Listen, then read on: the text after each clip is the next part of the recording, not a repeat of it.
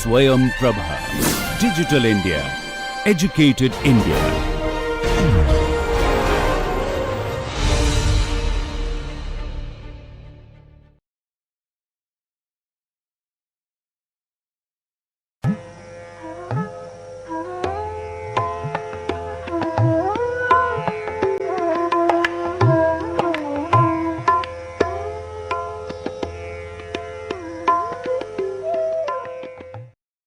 So, we looked at the learning organization. What are the 4 main activities of the learning organization?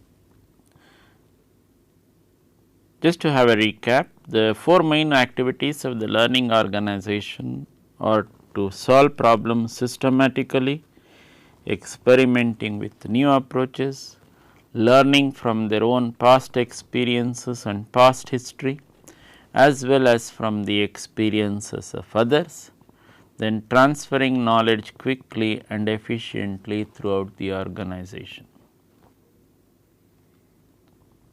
Now, we go further.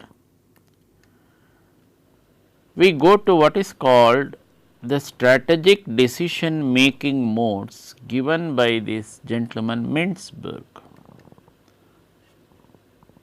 who is considered to be one of the important persons to give in strategic management. He gave these 4 modes of decision making. The first mode which he gave is what is called the entrepreneurial mode. What is the explanation for this entrepreneurial mode? This strategic decision is taken in the entrepreneurial mode by one powerful individual. The focus is on opportunities, problems are secondary, it is guided by the founder's own vision of direction, it is exemplified by large bold decisions. The example that Mintzberg is referring to is the America Online. The founder is Steve Case. He is one of the points which is brought out to you in the brackets was, though there was a clear growth strategy, that is, though clear growth strategy is an advantage of the entrepreneurial mode, tendency to market products before being able to support them is certainly a disadvantage. This was what was found in fact in America Online. So, Steve Case opened this the internet services of America Online to its customers, but the customers found that they were not really able to access the web. So, before really creating the infrastructure that is required to support its decision, America Online wanted to implement this decision, which backfired. The second mode is what is called adaptive mode. The adaptive mode is referred to as muddling through. What does this muddling through mean? It is characterized by reactive solutions to existing problems. Much bargaining goes on concerning priorities of objectives.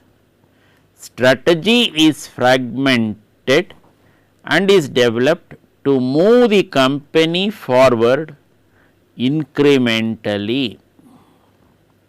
This is typical of our university systems or the education system. So, you may say this is what the democracy has got to do, that is a democratic way of decision making has got to do with. In other words, you consult everyone. When you consult everyone, you find that agreements are not forthcoming from everyone. In order to make this agreement come through, you go through a lot of exercises. Result is the movement forward is typically very slow. It goes at a snail's pace.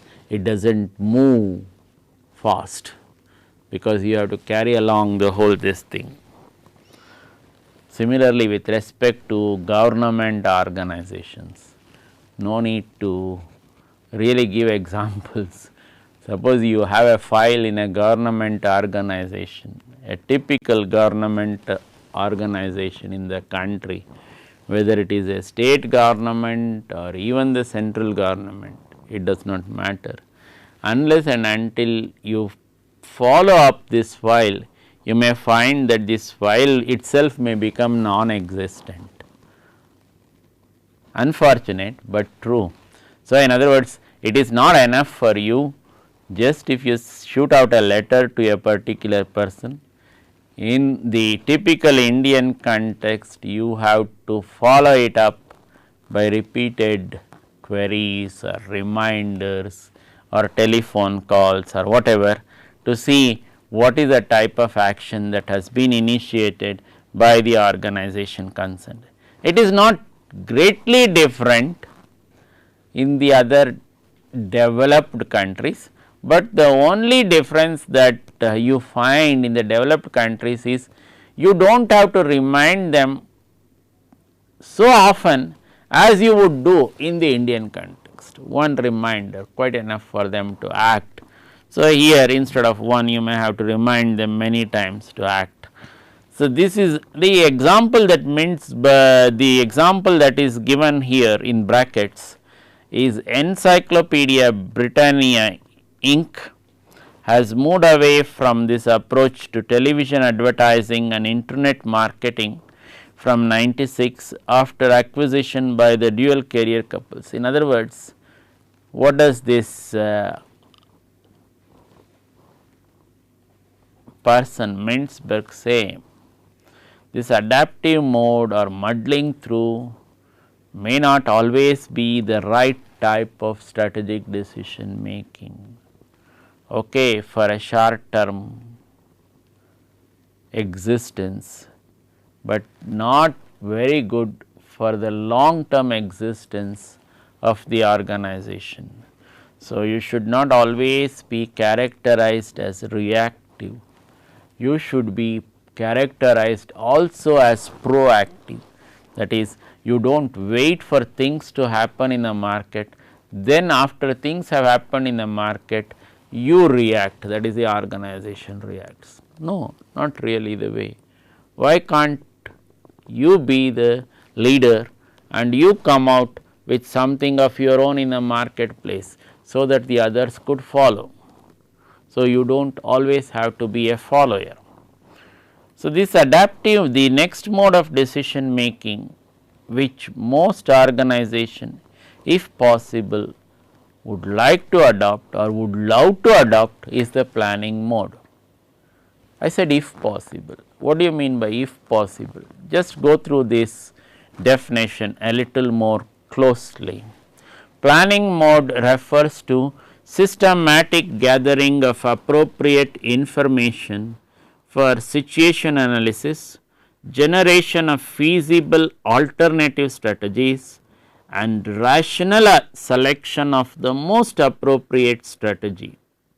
Includes proactive search for new opportunities and relative solutions of existing problems. The example that is cited here is of J.C. Penney and Company in the West. After careful study of shopping trends in 80s, moved out of hardware, appliances, automotive items and electronics to apparel and home furnishings. Then lower personal incomes in 90s led J.C. Penney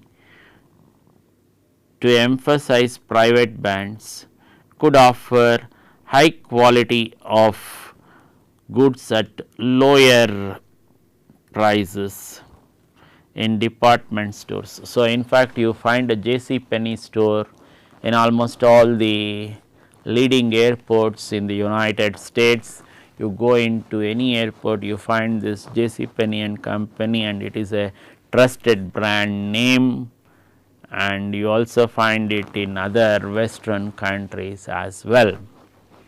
So, this is I gave the example, the planning mode. If it is possible, an organization would love to do this. That is, what is the catch in the whole this thing? The catch is the organization should have sufficient time to do this exercise. That is, you should have, if it is possible for you to systematically gather data, nothing like that. But suppose you are asked to really put up with this data in a very short time, then the systematic gathering you may not be able to follow fully, and you may do some compromises. So, instead of systematically gathering data, if you gather primary data, it is all the more reliable. You may say, let me go to secondary data. What do you mean by secondary data? Data that is already gathered in the market. You may say, okay, let me try to gather data from these secondary sources and put this to use, because I really do not have that much time available to do this systematic gathering of appropriate information. But if you had the time, nothing like the planning mode of decision making. So, the next mode of decision making which Mentzberg talks of is what is called the logical incrementalization. What is this logical incrementalization? This logical incrementalization refers to synthesis of planning, adaptive, and to a lesser extent entrepreneurial mode of decision making. Organization learns through an interactive process of probing into the future, experimenting and learning from a series of incremental commitments rather than through global formulations of total strategies. Useful when the environment is changing rapidly, and it is important to build consensus and develop needed resources before committing the organization to a specific strategy. Kindly read this. Logical incrementalization again refers to synthesis of planning, adaptive, and to a lesser extent entrepreneurial mode of decision making. Organization learns through an interactive process of probing into the future, experimenting and learning from a series of incremental commitments rather than through global formulations of total strategies. Useful when the environment is changing rapidly and it is important to build consensus and develop needed resources before committing the organization to a specific strategy. So, what do you make out of this? You make out that this strategic decision making mode combines the planning, adaptive, and to a lesser extent the entrepreneurial mode of decision making. We saw what is the pitfall of the entrepreneurial mode of decision making. Whereas the decision making can be very quick, you may tend to make decisions which may not be fully practical or not implementable in practice, like the American line. So, whereas this process you make a little bit of planning mode decisions, you take a little bit of adaptive mode decisions, and to a certain extent the entrepreneurial mode where you have that quickness. So, you have all this put together to come and react to a dynamic market situation. Now, the question that you have to answer is, this logical incrementalization is first a strategic response of an organization in the domestic market. Kindly note that. It is not something which you apply immediately to global situations. So, you formulate your global strategies depending on what happened in the domestic market. Suppose your domestic strategies were very successful and you found them possible for implementation in the international markets. So, this is what is called the feedback or the learning exercise, and all these market intelligence gathering which companies do tell them whether it is possible to implement these strategies in different markets. So, then you can perhaps formulate a global formulation of these total strategies, otherwise you may confine yourself to the domestic market or the market in which you are operating.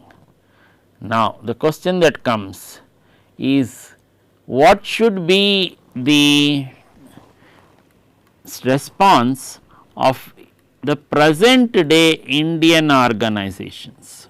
This is one question which you may like to answer. How should the Indian organization, the present day Indian organization respond? So, what is the typical characteristic in which the organization is functioning today, the Indian organization? You have named the market, you have a large number of players in the market. There is practically no market where the player is only one, except perhaps the Indian Railways. A few years back, the Indian Airlines used to have a monopoly of the Indian skies. Now, look at what is happening with respect to the Indian skies. You have cutthroat competition with a large number of players entering the skies, Indian skies. So, this is what competition can do. Then what has it done to the airline industry? For the first time in the country, you are seeing in the airline industry what is called the dynamic pricing model being applied. So, suppose what is this dynamic pricing model? Suppose you are in a position, let us say, to finalize your travel plans about 2 months earlier or 1 month earlier, things like that, to a particular destination. Then it is very possible that the present airfare structure may allow you to get a ticket at a much lower price. Suppose you are not able to do that and you are moving to 1 day, 2 day before your actual departure, you may find you are actually paying the full fare for that route. That is, you may be really, suppose 10,000 rupees is a fare, you may be ending up paying that 10,000 rupees. Sometimes you may be ending up even paying more than the 10,000 rupees also, because the airlines might like to capitalize on this market scenario. So, they may say, okay, we are charging more for the ticket now. So, this is what the dynamic pricing models help the airlines with or have done to the airlines with. So, now the question that comes is, what is the type of decision which organizations which are typically operating in the Indian context should, what is the mode in which they should take these strategic decisions? We basically looked at these 4 modes, that is the entrepreneurial mode, the adaptive mode, the planning mode and the logical incrementalization mode. Which one would you recommend for adoption or for taking by the Indian organization. After going through all the examples that I gave you, after listening to the different aspects of decision making which I went through, and after your analysis, you may tend to think that Indian organizations may be better off if they adopt this logical incrementalization as their mode of decision making, the strategic decision making. You may tend to think that way. Why you may tend to think that way? Because you are operating in a market which is highly dynamic in the Indian context, present day Indian context. So, this logical incrementalization mode helps the organization to adopt a bit of planning, we use a bit of adaptive mode, and also to a certain extent this entrepreneurial mode of decision making. Why not bring the benefits of all the three modes, earlier modes mentioned, and bring this into this logical incrementalization mode? The organization might be better off. This might be your thinking, not very much off the mark.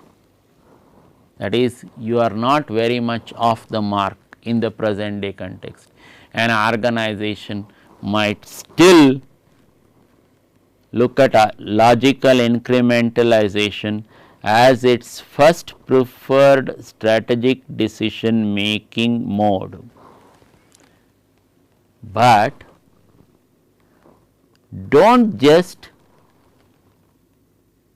write off the entrepreneurial mode of decision making. Sometimes this dynamic environment also brings out very good entrepreneurs to the fore. A wonderful example that you can give is none other than our major IIT's company, that is Infosys. So, many times an entrepreneurial decision, now a different mode of decision making.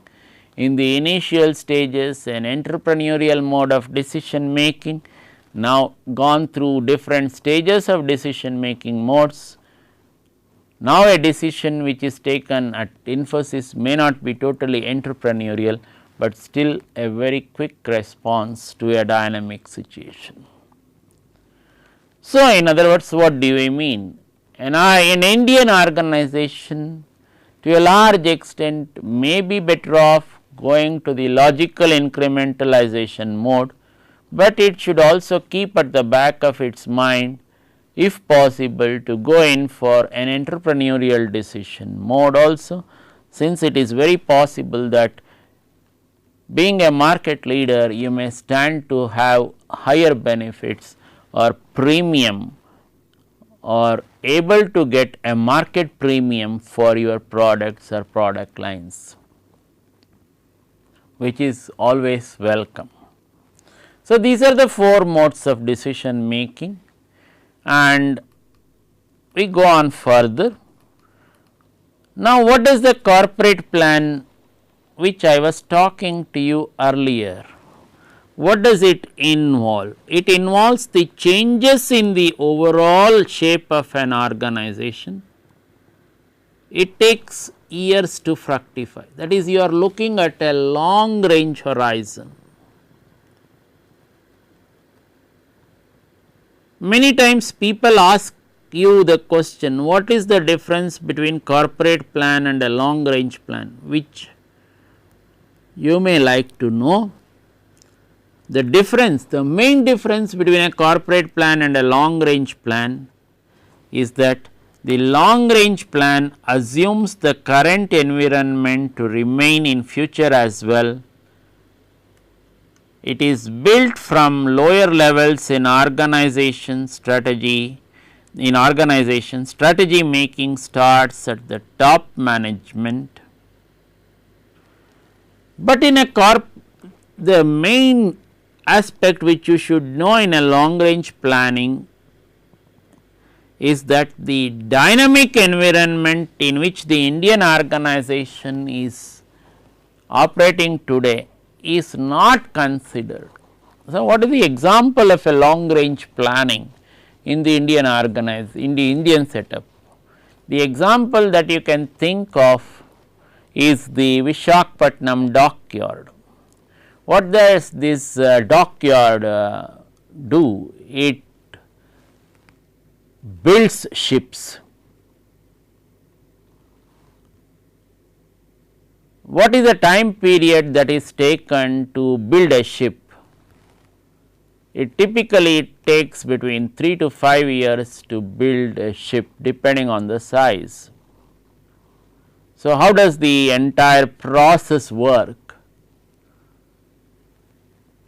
Normally, it is a country order, that is another country places an order on this dockyard to build a ship for that country.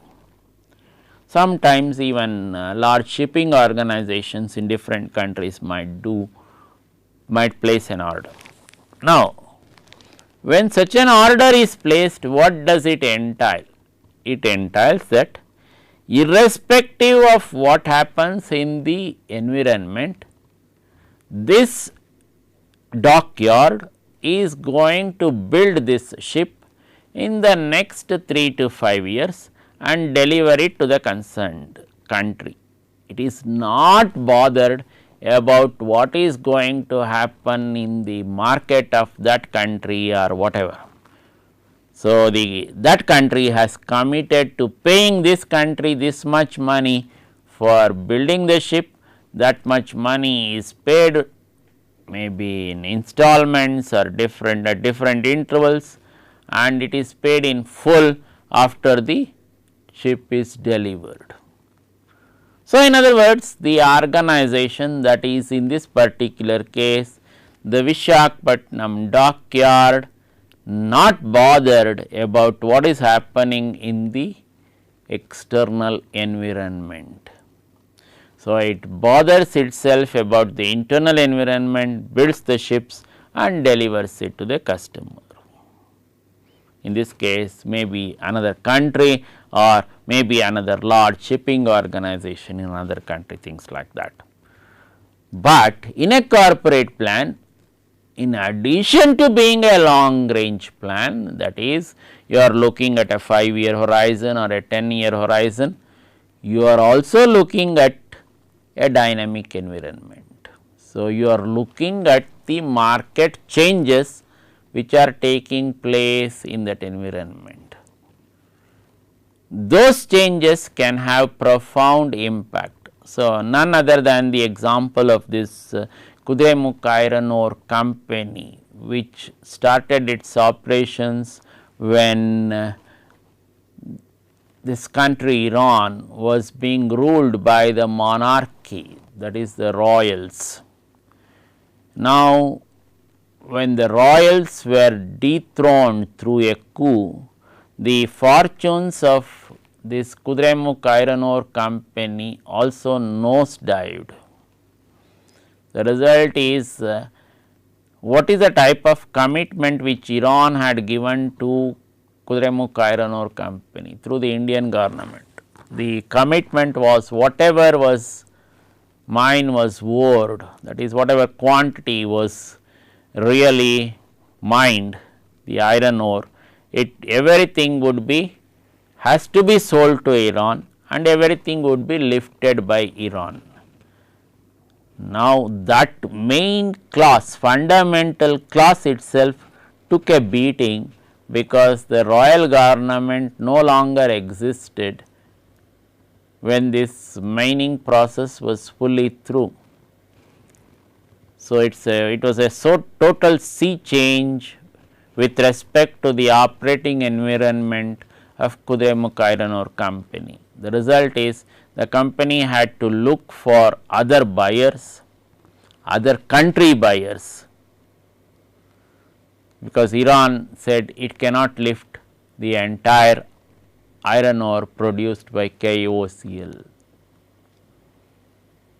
So, all these are the problems which can accompany a strategic decision making when some environmental changes which are not under the control of the actors take place. So, like Kudremukh iron ore never expected that the royals would be dethroned or the government structure itself will undergo a change in Iran.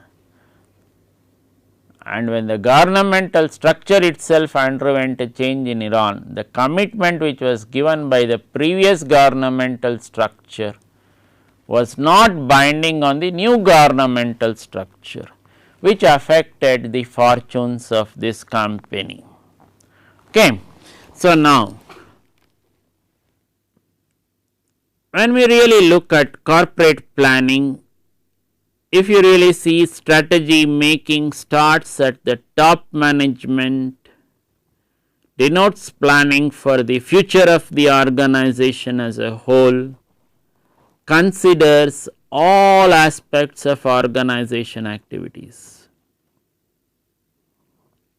This corporate planning also integrates strategic planning with short range operational plans. So, you are looking at the strategic planning exercise also in the corporate planning exercise. Now, the next question that comes is, how has the systems approach helped this corporate planning process? It can be used as an adjunct of systems approach, that is the computer models, useful for large enterprises for financial evaluation. However, should not create managerial problems. Data has to be regularly updated. So, in other words, what does it mean? You can adopt a systems approach as an adjunct for corporate planning. It can be helpful for large organizations, but at the same time you should be careful on what is the extent of information that can be passed on. The last question that you may like to answer is, what has been the benefits of corporate planning?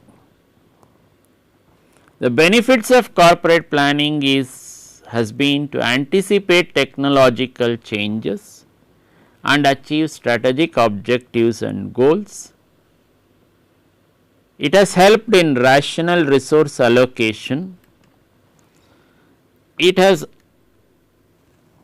also helped in improved coordination.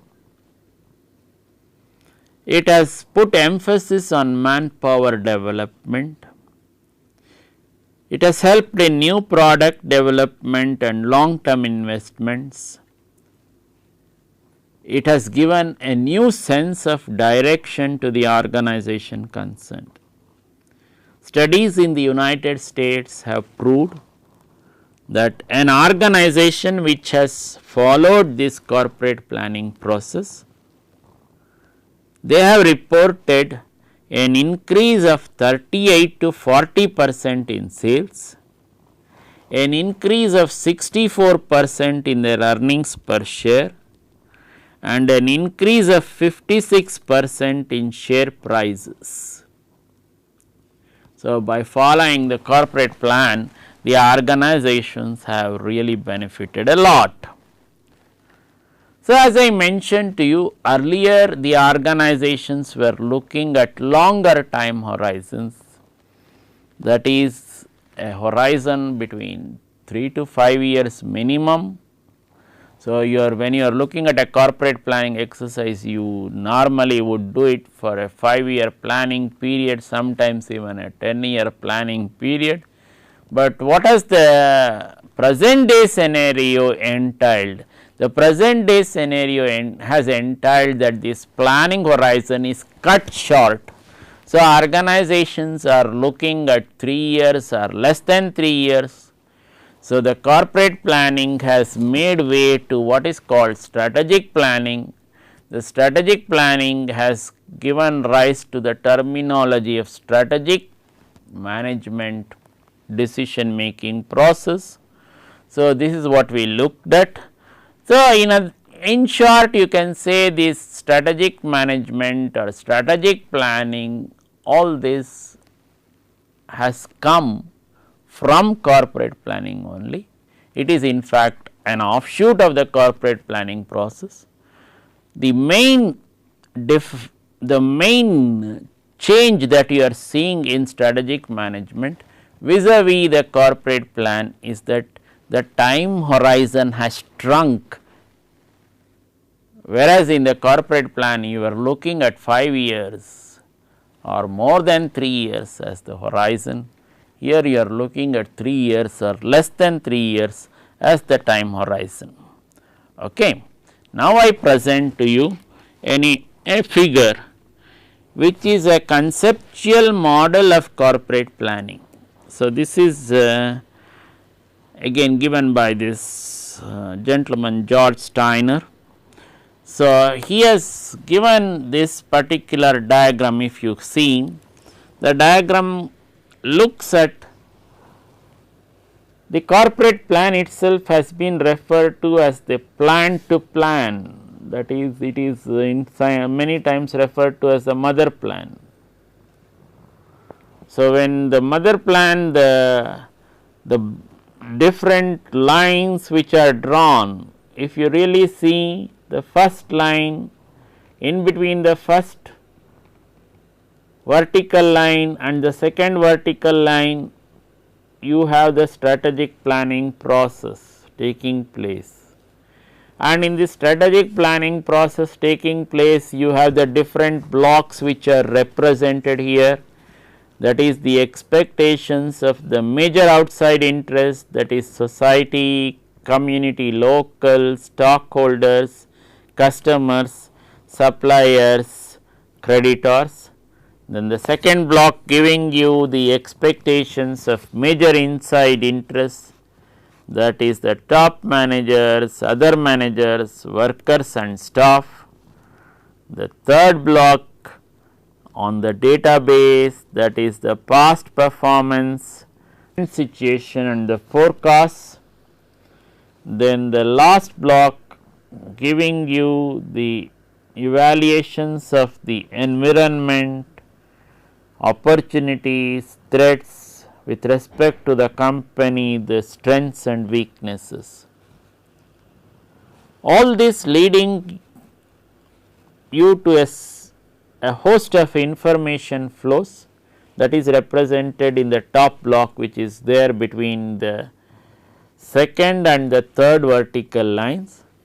The second vertical line leads you to what is called the master strategies. The master strategies again gives you what we discussed earlier, that is the mission, purposes, objectives, policies, and leads you to program strategies.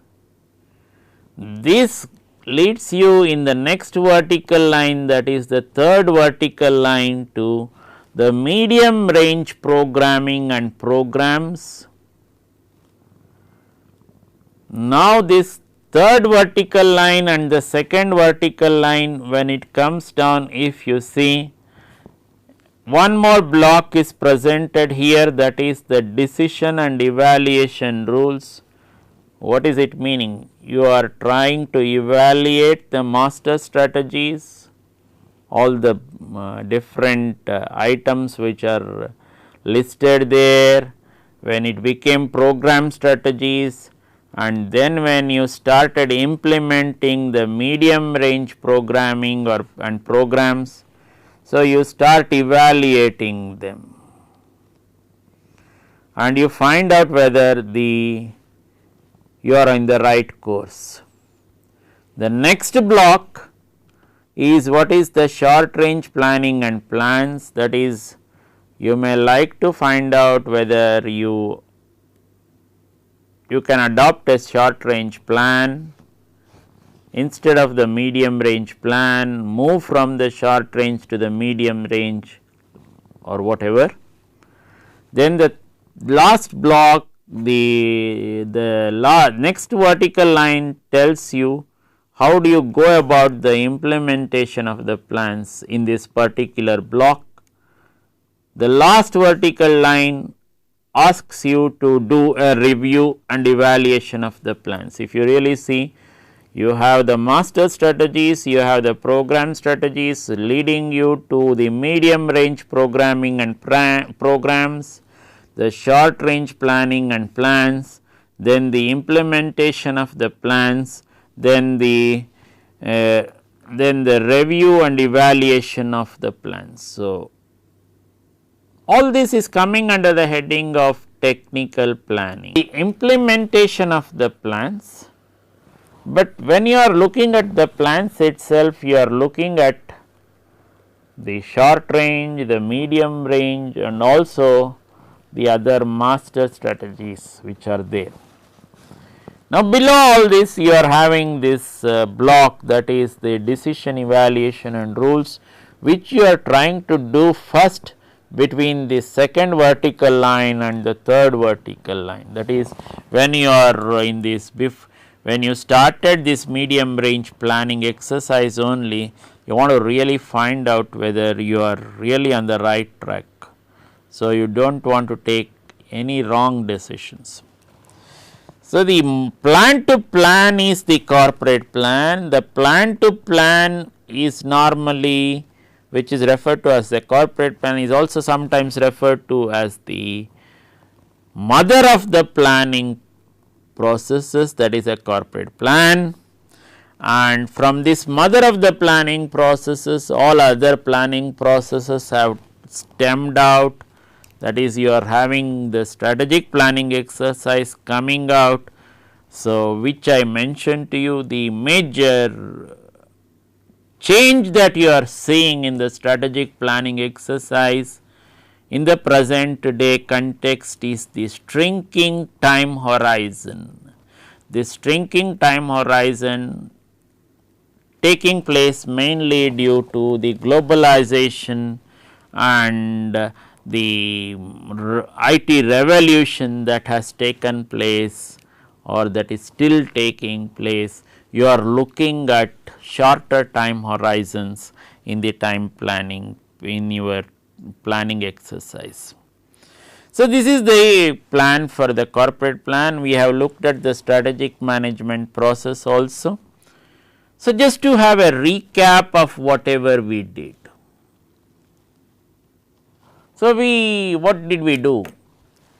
We first started with what is strategy.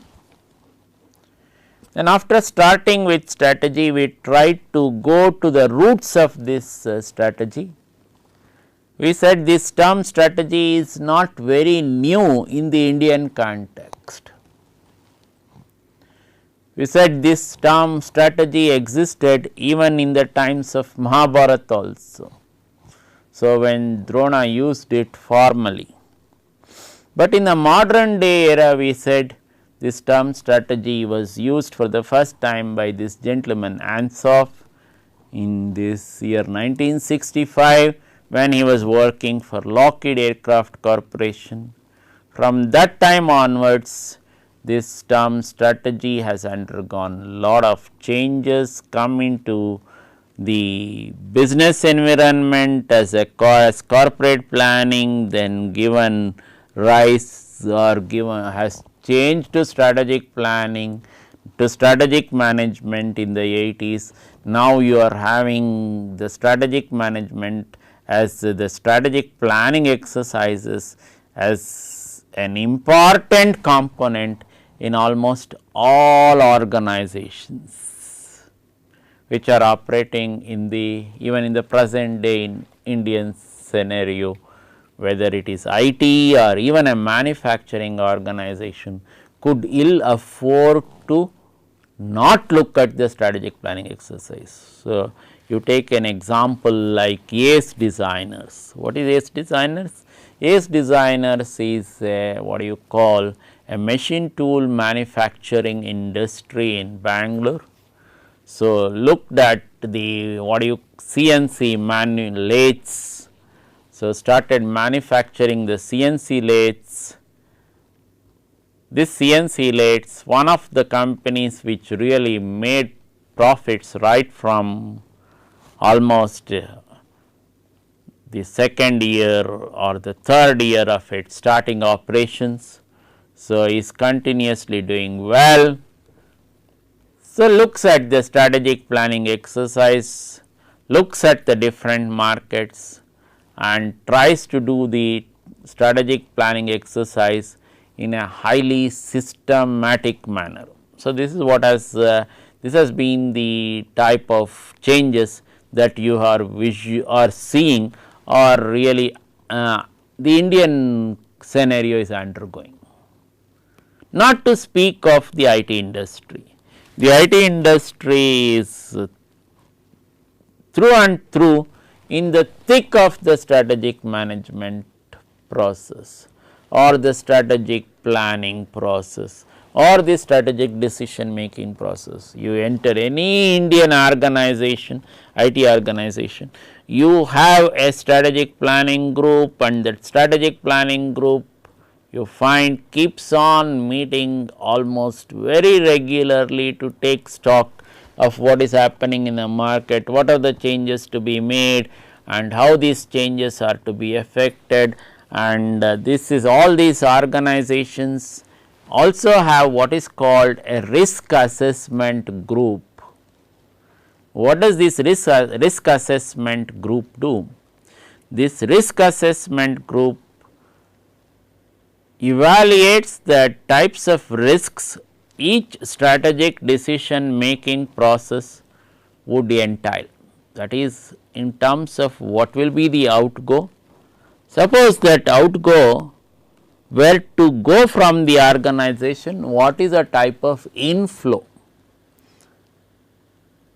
and it will also tell you, suppose the scenario of the market were to change, what will be the different types of changes which can happen to the inflow.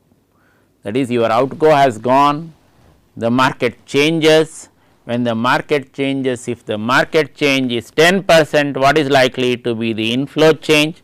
It may not be 10% less, kindly note that, it may be different. So, even a 10% change in the market might just make the inflow to drop to 50%.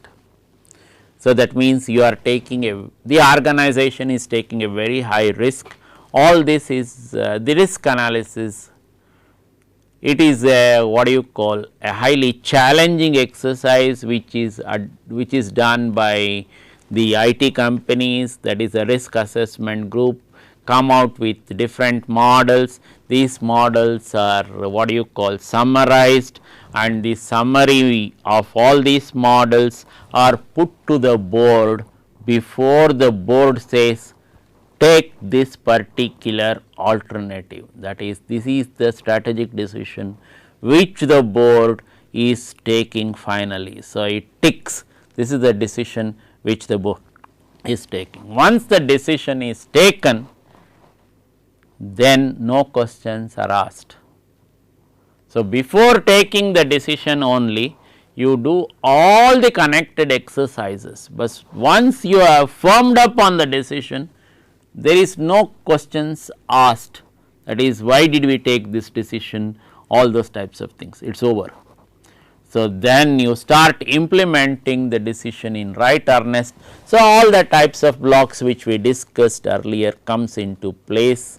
So, you start looking at it either through the strategic management decision making process, that is a block diagram, or the step and ladder approach, and come out with the results of your strategic decision. So, you must be able to come out with this.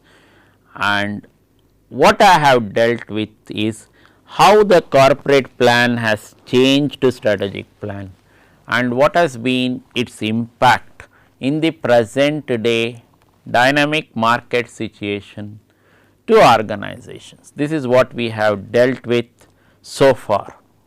So, in the next session, we look at one important aspect. What is the important aspect that we are going to look at? We will look at whether time is ripe for change in an organization. that is whether time is ripe to implement strategic change in an organization. This we will try to look at through what is called the 7S matrix. We will look at the 7S matrix, how it can be applied and what is the type of results that you can get for organizations. Thank you.